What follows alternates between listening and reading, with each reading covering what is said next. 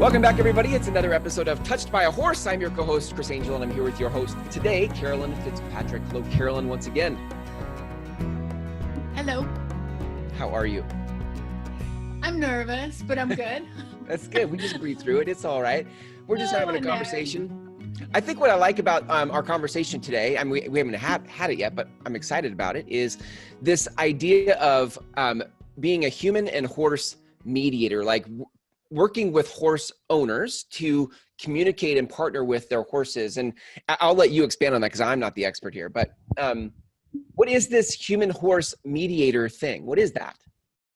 Well, in the last year or so, I've kind of been nicknamed the human horse mediator because for over 25 years, I've mediated between people, not horses, between people. Right. But that experience has helped me really highly notice the body language, the things that are not effective in communication.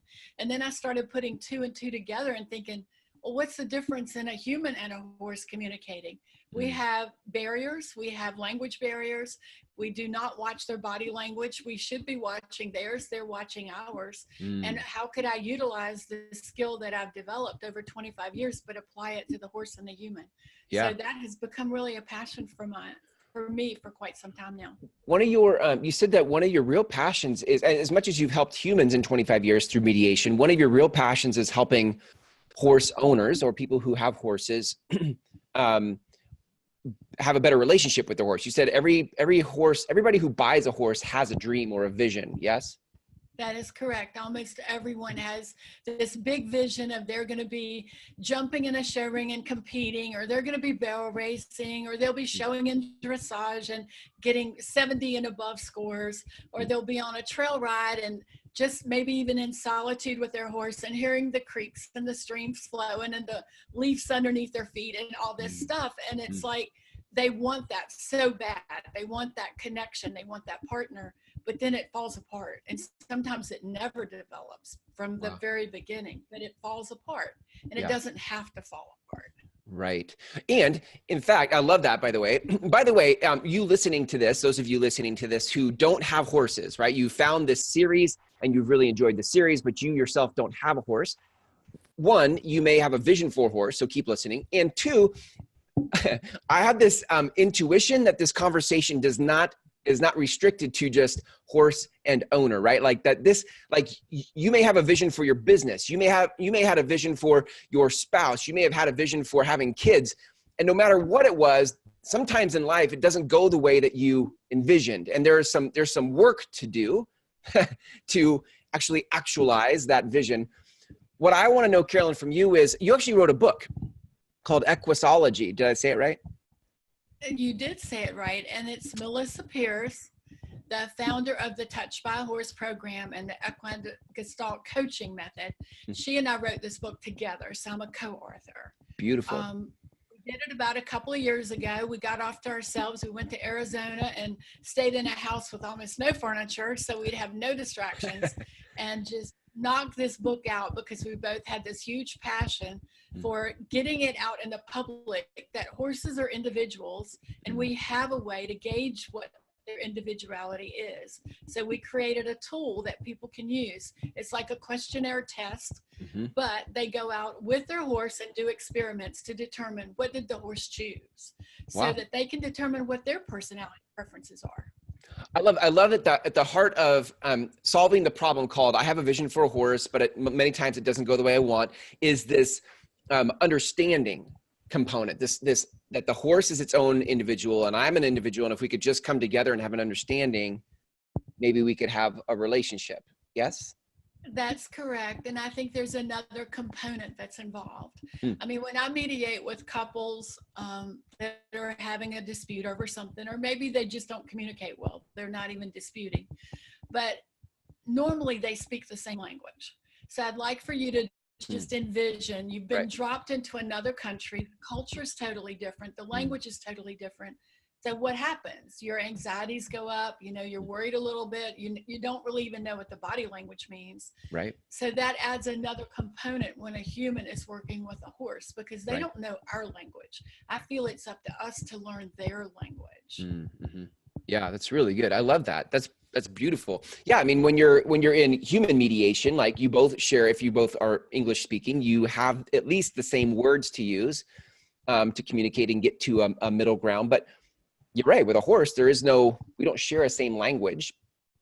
How cool that there's a book. I mean, I love this idea that there is a way to map how the horse is wired.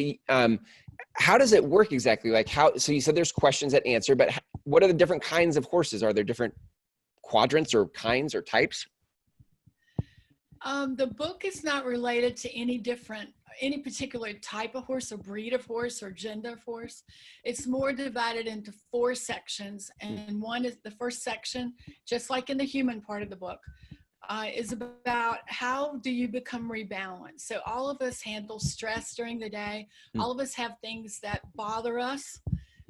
So for me, I like to get off to myself and read a book. Maybe have the dog in my lap or something, but that's my way to come on down, you know, or maybe I take a walk in the woods. For other people, they're going to head to a party or go to a friend's house and they go out to a party. That would stress me. Well, the horses are no different. The horses have a way that we can rebalance them and help them not hold on to stress. And I'll give an example of that. Like I have a mare named Monty, and she's a great performance horse. She's a great trail horse.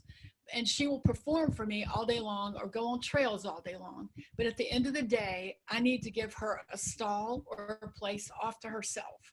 She does not need other horses. She wants to be by herself. And that's her way for rebalancing.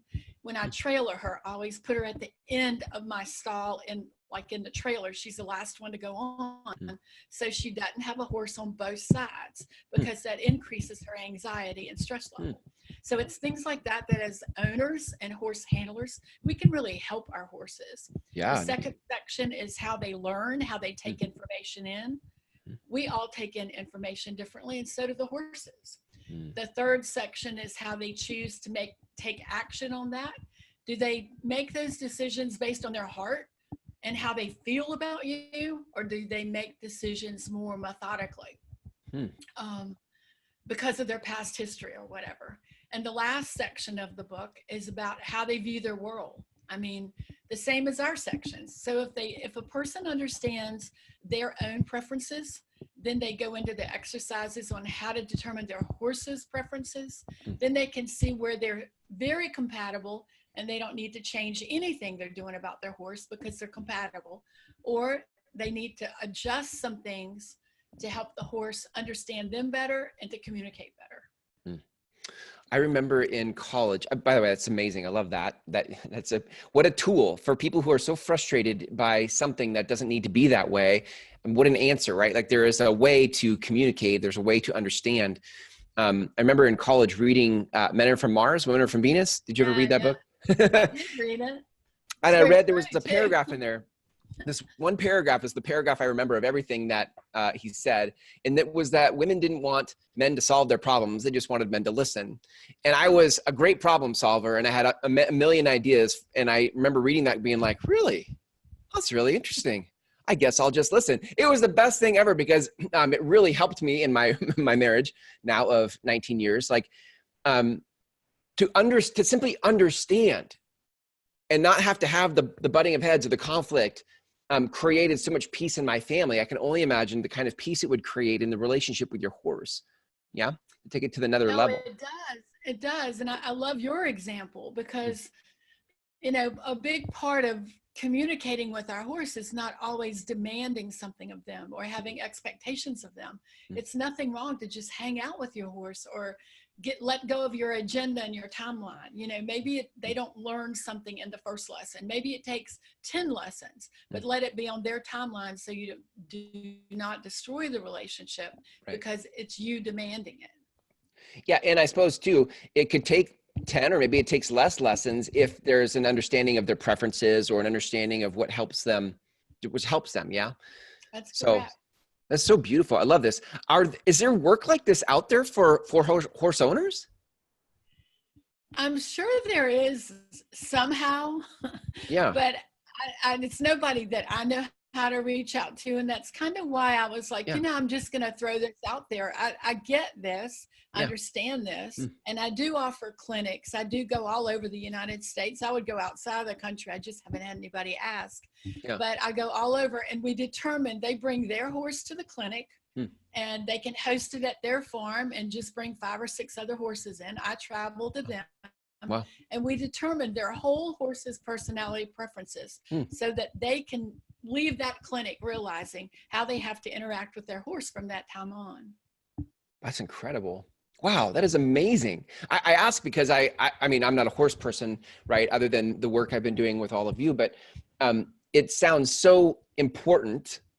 And you are a horse person. You've been around horses. You said you had horses since you were 5, the first time we did an interview, right?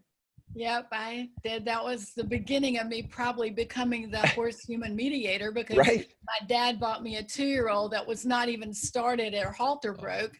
Wow. Hoping that I would not want a horse. We see how that ended up. Wow. Just you showed him. than ever. You showed him. That's good. I think in that, I mean, you are the horse person. So, I mean, when I ask, like, is there other work like this, and you can't think of it, I'm like, well, that's the thing. It's like, how many relationships between horse and owner could benefit from this type of understanding. I just think I love, you had said before we hit record too, that 100 years ago, like how we trained horses was kind of all the same. It was like a one size fits all type of training, and that's and people I think are waking up to, you said, waking up to a different way to do that. Yes, that's very true. I mean, I've studied under Buck Brannaman and Chris Cox and so many people, John Lyons. I recently ran across someone I did not know at all, was Frank Levinson, and he is very much a proponent of building trust and improving communication. And actually, I've never taken a lesson or anything under him, but I want to read a quote that I have on my desk that I've kept here for some time now. It's a quote from Franklin Levinson, and it says, "Trust and respect are earned with horses in much the same way as with people, with the added aspect of great guidance and leadership coming forward from the human." And that to me just kind of summarized everything that I'm feeling inside. It's like, we're the humans and we need to be the leaders, but there needs to be compassion and understanding with that. Well, if I can segue for a second to the work that you all do through Touched by a Horse and Gestalt coaching, right? I think sometimes as the leaders, sometimes the thing that gets in the way of us being an effective leader is our own stories or our own stuff. And I think, what I've learned from all of you with Gestalt, the Gestalt process, is that that's oftentimes a fast path to being at peace and being in the now, so that you can be present with your horse instead of bringing all of your story and your patterns and the stuff that oftentimes are the reason we have conflict with our horses. Is that true to the experience you've had?